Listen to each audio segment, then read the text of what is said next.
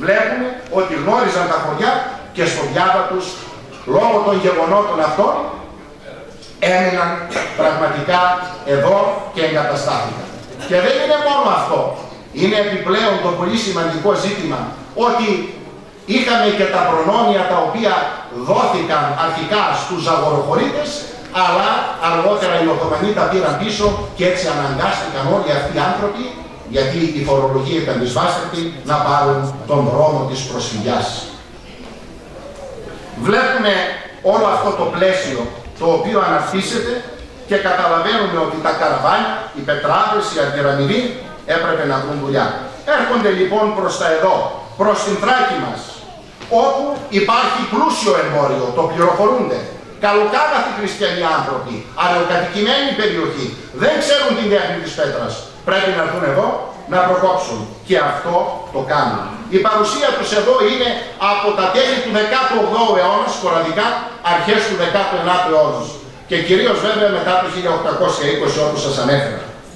Η μεγάλη όμως παρουσία των υπηρωτών στον ομόλογο της αρχίζει από τα 1850. Πιο πριν θα ακούσετε και από ποιες πηγές που είχαν εγκατασταθεί σε χωριά που θα σας ξυπνήσουν μνήμες. Από το 1850 όμως οργανώνονται. Το πρώτο όνομα, ο Γερομιχαήλ Σούζος. Κάθε μέρα την περνάμε την οδό Σούζου. Ο πατέρας του μετέπειτα δημάρχου Αποστόλου Σούζου, ο οποίος Απόστολος Σούζος είναι το απόφυτος ως ολίγη τότε της περιφήμου και περιονίμου Ευαγγελικής Σχολής της Μύρνης, μορφωμένος, όπως και ο Μπλέτσας, της μεγάλης του γένους Πατριαρχικής Σχολής, ο Δημήτριος Μπλέτσας, ιός του Ευαγγέλου Μπλέτσα και αδερφός του Κωνσταντίνου Μπλέτσα, δήμαρχος της Κομοτηνής. Από πού έρχονταν τώρα εδώ? Από το κεντρικό και ανατολικό Ζαγόρι, κάποια από την Καστοριά και από τα Γρεβενά. Από τη Λάιστα κυρίως, ο πρόεδρος είναι Λαϊστινός. Το Παλαιοχώρι, το Βρυσοχώρι, το Ηλιοχώρι, την Βοβούσα, χωριά Βορείου Πίντου, Αβέλας, Σαμαρίνας, Περιβολίου, Σμίξης, Φούρκας, Ασπροποτάμου, Πίντου, Μαλακασίων, χωριά Βορειοδυτικής Μακεδονίας, Κλεισούρα, Βλάστη, Κρούπιστα, Κρούσοβο, τα χωριά των Γρεβενών, του Γράμμου και του Βίτσι, της Κόνιτσας και της Μοσκοπόλεως, του Δεσποτάτου της Υπήρου.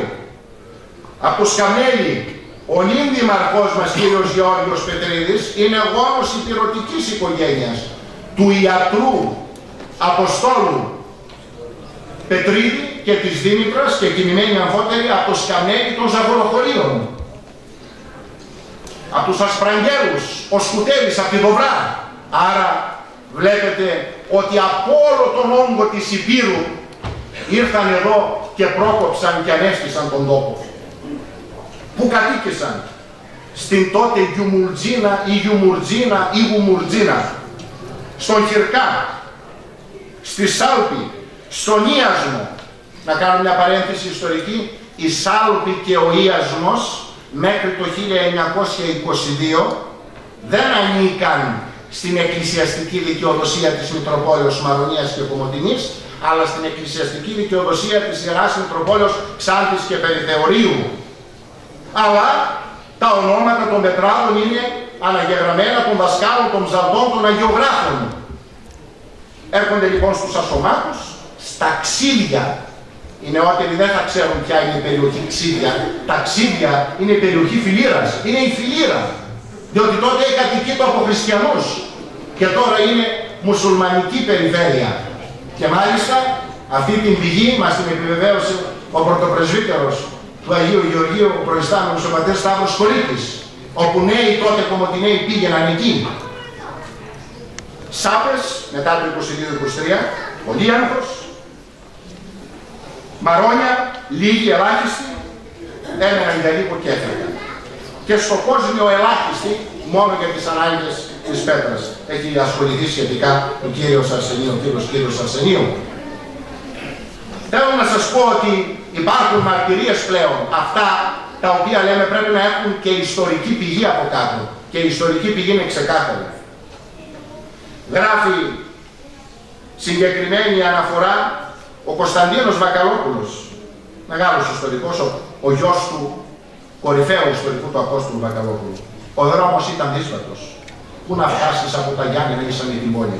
Έπρεπε να περάσεις από την Λιμουντζίνα σε ένα είδος παραιγνατίας, να περάσεις από την Κύρκη, να προφυλαχθείς από τους Λιστάς, να μπεις στην Ανατολική Θράκη αφού περάσεις τον ποταμό Εύρο για να φτάσεις ίσα με την Κωνσταντινούπολη. Έτσι έκτιζαν τα χάνια, τα οποία ήταν φούρνος, μαγαζί και ένα δώμα. Και εκεί γινόταν πανδοχείο οργανωμένο και 2-3 σπίτια μετά, και μετά από αυτά τα σπίτια ερχόταν και η ανάπτυξη του χωριού. Επίσης πρέπει να αναφέρουμε ότι υπάρχουν πάρα πολλά στοιχεία τα οποία αποδεικνύουν ότι στην προκειμένη περίπτωση οι υπηρώτες ερχόταν ως δάσκαλοι, ως παπάδες, ως κτίστες και μετά παντρεύονταν τα κορίτσια τους από την Ήπειρο, τα έφερναν εδώ αφού είχαν γίνει τσορμπατζίδες όπως λεγόταν, δηλαδή πλούσιοι με λεφτά. Φτάνουμε πιο συγκεκριμένα στην επαρχία Μαρονίας. Υπηρώτης ποιος ήταν? Αυτός που μας σώζει στο δεύτερο ήμιση του 19ου αιώνα τη μοναδική ιστορική πηγή για τον τόπο. Δεν έχουμε άλλο. Είναι ο Μιχαήλ Μιελίδητος, ο ιατρός. Γιατρός από το 1860 που ήρθε εδώ, δεν επέλεξε την Κομοτηνή, αλλά επέλεξε την Μαρόνια. Και γράφει, εδώ δεν υπήρχαν κληρικοί, δεν ήταν κληρικούς πολλούς. Και το αναφέρει αυτό για να τονίσει ότι έρχονταν οι κληρικοί από την περιοχή της Υπήρου, λειτουργούσαν όλο το χειμώνα και έφευγαν το καλοκαίρι. Και αν τους ήθελε η ενορία, τους πλήρωνε άσπρα, δηλαδή φλουριά, για να τους ξαναφέρει. Έτσι γινόταν η συμφωνία και με τους δασκάλους. Αν ήταν καλός ο δάσκαλος, θα έμενε στην κοινότητα. Αλλιώς θα τέλειωνε το σχολικό έτος και θα έφευγε. Τα ίδια και ο ψάλτης. Ξέρετε ότι έχουμε αγιογράφους. Ο Αϊγιώργης, ο κ. Σταύρος το ξέρει. Ο Αϊγιώργης της Κομοτηνής έχει μια σπάνια εικόνα, όπου κάτω ο ζωγράφος λέει «εκ της ιστορικής Κομοπόλεως Δοβράς». Έρχονταν από εκεί και αγιογραφούσαν εδώ. Αυτά είναι πηγές, αυτά είναι ντοκουμέντα, είναι η ζωντανή ιστορία αποτυπωμένη και γραμμένη στα κειμήλια των ναών μας και τους ετός άλλου. Λέει λοιπόν ο Μιχαήλ Μελίδητος ο υπηρώτης, εις όλη την επαρχία Μαρονίας εντόπιοι ιερείς δεν υπάρχουν. Όλοι οι ερχόμενοι εξαγορείου και εκαστοργίας εμβατικιάζονται, εμβατικιάζονται σημαίνει κατέχω την θέση των δόκο της ενορίας, εις τα διαφόρους εκκλησίας των κομοπόλεων και χωρίων της 26 Οκτωβρίου του Αγίου Δημητρίου. Και μετά ενέτος ή μένως υπάλληλοι στα ίδια ή φεύγουν και αν είναι καλοί τους πληρώνει άσπρα η κοινότητα και τους επαναφέρει. Βλέπετε ότι έτσι σιγά σιγά και όχι οργανωμένα έρχονται εδώ. Ερευνώντας τα μηνιαία παλαιών ναών του νομού μας από το 2000, βρήκα σημειώματα στα εσώφυλλα των παλαιών λειτουργικών βιβλίων, όπου εκεί υπάρχουν αναφορές με το χέρι τους, τις έγραφαν οι παπάδες, οι ψάλτες και οι δάσκαλοι μέσα στα λειτουργικά βιβλία, που χαρτί ήταν πολυτέλεια εκείνη την εποχή το χαρτί, και έλεγαν τον τόπο καταγωγής και για πόσο χρόνο είναι παπάδες στις ενορίες. Στο Κόσμιο, στη Σάλπη, στον Ιάζο, στους Ασωμάτους και αλλού. Μέσα στα λειτουργικά βιβλία.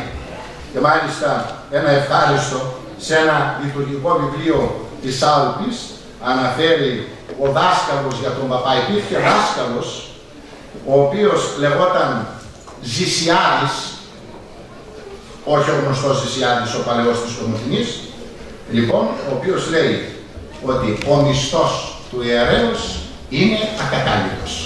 Το απαιτούσαν. Και αυτός ήταν ο ίδιος δάσκαλος στην περιοχή. Αυτά είναι ντοκουμέντα τα οποία τα βρήκαμε στις παλαιές χριστιανικές ενορίες της Ιεράς Μητροπόλεως Μαρονίας και Κομοτηνής. Τι δεν έκτισαν στην Κομοτηνή? Πρώτα-πρώτα, το σύμβολο της εκκλησιαστικής μας επαρχίας. Τον Ιερό Μεταβυζαντινό Μητροπολιτικό Ναό της Τιμήσεως της Θεοτόκου. Το Κοδωνιστάσιο, το οποίο είναι πολύ μεγαλύτερο. την εκκλησία του Αγίου Γεωργίου, την εκκλησία του Χιρκά, της Κύρκης, την εκκλησία της Σικουράχης, τις εκκλησίες του Ιάζου, την παλιά και ήδη καταδευτιστήσα, δυστυχώς από πολλών ετών, εκκλησία της Σάουτης, τις εκκλησίες της Καρυδιάς, τις εκκλησίες επίσης του Λοφαρίου, του Αγίου Δημητρίου Στρίμης που δεν υπάρχει, και τόσες άλλες. Μια από τις παλαιές αυτές εκκλησίες είναι τα περίφημα Κασιτερά, ο Αιδημήτρης των Κασιτερών. Χτίστες άριστοι. Χτίζουν τα σχολιά, τα γεφύρια, τις κρίνες, τα πηγάδια, τους δρόμους, τα δημόσια κτίρια, τα αρχοντικά της Κομοτηνής.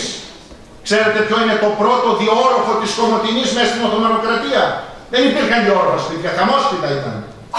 Στα γύρω 1860-1870 το σπίτι του Πεΐδη, σημερινός ΜΟΚ. Και από πού έρχονταν αυτοί οι καλοί πετράδες? Ήταν οι υπηρώτες που πήγαιναν στη Φιλιππούπολη. Αν πάτε στη Φιλιππούπολη και δείτε την αρχιτεκτονική των παλαιών αρχοντικών, σαν να είναι φωτοαντίγραφο, είναι το σπίτι του Πεΐδη. Το πρώτο διόροφο στην Οθωμανοκρατούμενη Γκιουμουρτζίνα, παρακαλώ. Και επίσης τα σπίτια του Μαλιόπουλου, παλιά Δημοτική Βιβλιοθήκη, 1910. Εκεί στο Μαλιόπουλου το σπίτι, την παλιά Δημοτική Βιβλιοθήκη που δυστυχώς δεν είναι πια, Γερμανός αρχιτέκτονας το σχεδίασε το σπίτι. Κάλεσε τους πατριώτες του, τους πετράδες, για να το χτίσουν ο Μαλιόπουλος. Εκεί, στην περίοδο της Βουλγαροκρατίας, καθόταν ο σχισματικός αντικανονικός Βούλγαρος έξαρχος Θεοδόσιος. Όταν είχαν εδώ Βουλγαροκρατία, σαν επισκοπή, είχε το σπίτι του υπηρώτη Μαλιόπουλου. Μέχρι το 19, από το 16, πιο πριν ο Βόρης, άλλος δεσπότης που είχε στείλει τη Βουλγαρική Εξαρχία. Και πριν πάνε να εγκατασταθούν, αφού μας απομάκρυναν από το επισκοπικό μας μέγαρο, που το είχαμε κάνει επισκοπικό μέγαρο ως κτίριο ελληνικό και ήταν Ιτσανάκηλος, γιατί ήταν υποανέγερση το κανονικό επισκοπικό μέγαρο του 12, μας έδωξαν και πήγαμε κι εμείς εδώ, οι χριστιανοί, ο τότε αρχιμανδρίτης Νικόλαος Ακελαρίδης, και πήγε και εγκαταστάθηκε και αυτό στο σπίτι του Μαλιόπουλου. Τα σπίτια Σκουτέρη Δίντσογλου, τα σπίτια Μουζιόπουλου, Ζωγράφου, σώζεται, αντίκρια τώρα Γιώργη, τώρα γίνεται ανακαίνιση, του Βασιλείου Τσουρίδη, πατρός του δικηγόρου Πολυβίου Τσουρίδη, τα σπίτια του Ράφτη, του Ραφαήλ, του Νικολάου, του Ζωήδη, τα σπίτια επίσης τα οποία σχετίζονται με τον Καστάνια, το αγόρασε ο γιατρός Αντωνιάδης στο σπίτι του Καστάνια, σώζεται στην οδό Βενιζέλου. Αλλά θέλω να αναφερθώ σε δύο, και οι δύο κυρίες πέρασαν από τη Διαπάκη, η κυρία Μενισιλίδου και η κυρία Λιβεριάδου, του Μουζιόπουλου. Ο Μουζιόπουλος ήταν ένας άνθρωπος προσφοράς. Ο Μουζιόπουλος, ο οποίος βλέπουμε ότι αυτό το σπίτι το έκτισε γιατί ήταν επιφανής. Όλοι οι υπηρώτες, όλα τα αρχοντικά ήταν υπηρετών. Πλην εκείνων των περιπτώσεων που ήταν και ντόπιοι, όπως είναι το αρχαιοντικό του Στάλιο. Το αρχοντικό του Στάλιο δεν το όνομαζαν αρχοντικό, είναι το μόνο από τα αρχοντικά που το έκτισαν οι υπηρώτες το 1900 και ονομαζόταν Μέγαρον Στάλιο. Λοιπόν, ο Μουζιόπουλος στο σπίτι δεν πάει. Δίπλα το σπίτι του Τεωνίδη, δίδυμα σπίτια. Το ένα το αγόρασε ο Κωνσταντίνος Σκουτέρης, ο ευεργέτης του Φατήρκακα. Και από την εποχή του Παπανδριέλη, μετά του Δημάρχου Παπατζηκλή, τώρα είναι η ΔΚΕΠΑ, αν δεν κάνω λάθος στην ονομασία της επιχείρησης, του Κωνσταντίνου Σκουτέρη, που το προσέφερε η κυρία Κική Σκουτέρη Δίνσογλου, η θυγατέρα του Λισάνδρου Σκουτέρη και εγγονή του Κωνσταντίνου Σκουτέρη, η οποία είναι εν ζωή, και πολλά στοιχεία της θα οφείλω και δημοσίως απόψε σε αυτήν την μοναδική απόγονο της ένδοξης οικογένειας των ευεργετών Σκουτέρη, που ήταν ευεργέτης και της τοπικής Μητροπόλεως, αποτείω φόρο τιμής και την ευχαριστώ για όλο αυτό το υλικό το οποίο μας προσέφερε. Επίσης, δεν μπορώ να λησμονήσω πόσο ικανοί ήταν οι κτιστάδες όταν οι Οθωμανοί τους παρακάλεσαν και έκτισαν. Το ρολόι επί Αυγούλ Χαμίτ Χάν του Δευτέρου, 1884. Το τηλεγραφείο και σταθμαρχείο, μετέπειτα στρατολογικό γραφείο, τους στρατιωτικούς χιτώνες που σήμερα είναι η Δημοτική Αγορά.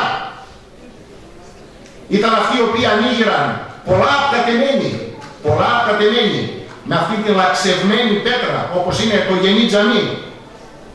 Ήταν αυτοί οι οποίοι ανοίγηραν το νοσοκομείο, το οποίο τώρα είναι το πρατήριο του στρατού, τα χάνια τους, όλα αυτά και τα Οθωμανικά κτίρια τα ανοίγηραν οι υπηρώτες της Στάδας. Και ποια είναι τα κορυφαία? Το δικαστικό μέγαρο. Το δικαστικό μέγαρο 1870-1880, το παλαιό δικαστικό μέγαρο, όπου και τότε ήταν η έδρα του πολιτικού διοικητή. Ήταν μουτεφερασλίκιον ο Καζάς του Μουλτζίνης, έδρα μουτεσαρίφη. Και αργότερα ποιο κτίριο? Το κτίριο της σημερινής ταξιαρχίας, η έδρα του φρουράτου μας, όπου εκεί υπήρχε επίσης στρατιωτικός διοικητής Οθωμανός. Αυτά τα έκτισαν χέρια υπηρωτών, αριστοτεχνικά χέρια και περίτεχνα κτίρια, τα οποία κοσμούν και πρέπει να διατηρηθούν. Ποιος έκτισε το δεύτερο νηπιαγωγείο τότε που σώζεται στο προάβλιο του Αγιώργη της Κομοτηνής? Οι υπηρώτες. Δωρεά του Χατζικοσταντή Ζωήδη, πατέρας του Δημάρχου Νικολάου Ζωήδη. Το έκτισε, περάστε να το δείτε, το βλέπετε κάθε μέρα. Είναι η εταιρεία Θρακικών Μελετών. Ιδρυτής ο κύριος Καζαντζής, ο Αλέξανδρος.